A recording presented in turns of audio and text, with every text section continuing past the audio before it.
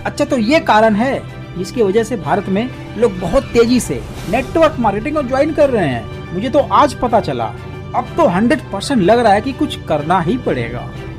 हाँ, ये कर लो पहले। एक तो पहले से नौकरी नहीं थी। मैं पढ़ा लिखा हूँ, 25 साल की एज है, लेकिन नौकरी नहीं है। फैसला जो भी हो मंजूर होना चाहिए, जंग हो या इश्क हो, भरपूर होना चाहिए। अब ये भारत का युवा आखिर नेटवर्क मार्केटिंग ज्वाइन क्यों न करे, डायरेक्ट सेलिंग कंपनियों में क्यों न जाए, ई कॉमर्स प्लेटफॉर्म पर काम क्यों न करे? क्योंकि हमारे भारत का सिस्टम करप्शन, भ्रष्टाचारी ये कभी भी खत्म होने वाला नहीं है और इसका सीधा असर पड़ता है भारत के युवा पर। एक तो आप मुझे बता दो, रोजगार है ही नहीं देश में, क्योंकि सेंटर और स्टेट की मिला के ना 2 करोड़ नौकरियां, सरकारी नौकरियों की बात कर रहा हूँ मैं, केवल 2 करोड़ नौकरियां हैं, उसमें मारामारी है। बात क्या है कि 200 कुत्ते हैं, 1 रोटी का टुकड़ा है, खाना एक कोई है, कंपटीशन इतना ज्यादा है, ऊपर से जो है उनको बेचा जा रहा है। पहले क्या था, इनडायरेक्टली तरीके से बेचा जाता था, अब डायरेक्टली बेचा जा रहा है। क्यों बेचा जा रहा है? लेटरल एंट्री आई, आपको पता होगा। जो यूपीएससी के थ्रू जो जाता है ना मेहनत करके, 10 पोस्ट थी पिछले साल, अब उनको इंक्रीज कर दिया, 30 कर दिए। समझो अपने आप ही पढ़ाई लिखाई किताब खत्म होगी ना, किताब को खत्म होगी। जब यूपीएससी आप पढ़ोगे तो मेहनत होती है, साल होगी, जब जाके कोई क्लियर करता है मुश्किल से 700-800 पोस्ट निकलती थी।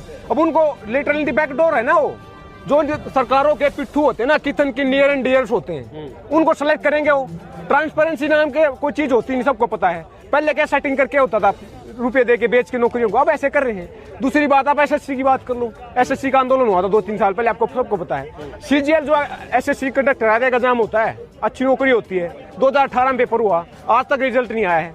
तो ये कहना भारतीय है कि मिनिमम गवर्नमेंट मैक्सिमम गवर्नेंस खत्म किया जा रहा है, पढ़ाई लिखाई एजुकेशन को, समझ रहे हो ना। और ऊपर से कंपनियां आएंगी। प्राइवेटाइजेशन क्या है?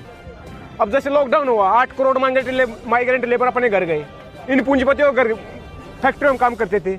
इन्होंने अगर एक भी पैसा दिया हो तो, किराए का पैसा दिया हो तो, सारी उम्र तो इन्होंने पैसा कमाया उन श्रमिकों की वजह से। जब उनकी दुख की घड़ी आई तो वो हट गई।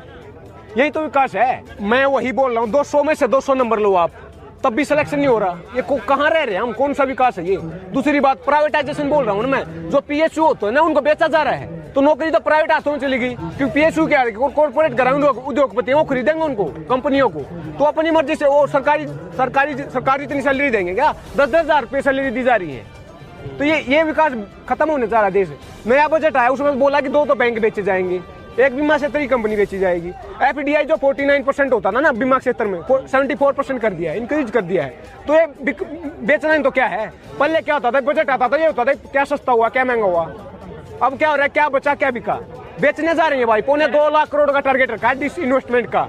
डिस इन्वेस्टमेंट वो है कि बेचा जाएगा कंपनी। 2010 में पेट्रोल को कंपनी पे हाथों छोड़ा था, सरकार का इंटरवेंशन होता था, पेट्रोल को सरकार डिसाइड करती थी। बोला क्या था कि सरकार कंपनी डिसाइड करेगी डेली बाय डेली ना, उसको जीएसटी से बाहर रखा है पेट्रोल डीजल को, वो कंपनी डिसाइड कर रही है। डीजल पेट्रोल प्राइवेटाइजेशन हाथों में, कंपनी डिसाइड करती है, तो उसका भाव कहाँ है? देख लो आप, 25 या 26 रुपए का 1 लीटर तेल आता गल्फ खाड़ी देशों में, यहाँ पे कितने 100 रुपए का। ये तो वही बात होगी, 200 रुपए का पजामा, नाड़ा 1200 रुपए का, क्योंकि टैक्स 75 रुपए, समझ रहे हो? ये लूटपाट नहीं तो क्या है? ये खत्म नहीं करने जा रहा तो क्या है? एक तो पहले से नौकरियां नहीं थी। मैं पढ़ा लिखा हूँ, 25 साल की एज है, लेकिन नौकरी नहीं है, समझ रहे हो ना बात को?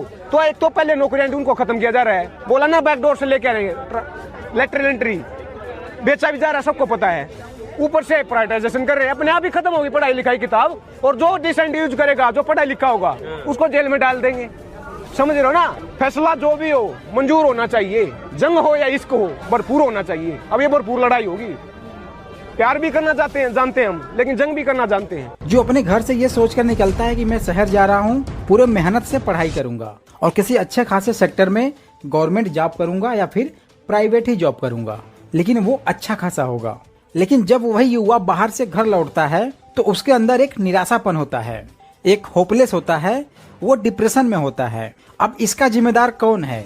वो युवा खुद या भारत की सरकार? हमारे भारत का सिस्टम ऐसा है और जिसके लिए एक एलिजिबिलिटी और क्राइटेरिया भी होता है, लेकिन एमपी, एमएलए, सीएम, पीएम के लिए कोई भी एलिजिबिलिटी क्राइटेरिया नहीं है। मैं मानता हूं कि आप नेटवर्क मार्केटिंग नहीं करना चाहते हो, कभी भी नहीं करना चाहते हो। आप तो रह लोगे, लेकिन आपके घर वाले कैसे रह पाएंगे? आप उनका पालन पोषण कहां से कर पाओगे? मैं आपको कई बार बोल चुका हूं, प्राइवेट सेक्टर अब लेना बंद कर दिए हैं। गवर्नमेंट का हाल आपको पता है। आप करोगे तो करोगे क्या दोस्त? और आपके पास कितनी बड़ी एजुकेशन है, कितनी बड़ी डिग्री है आपके पास। एक IITian एक NITian भी आज बेरोजगार है।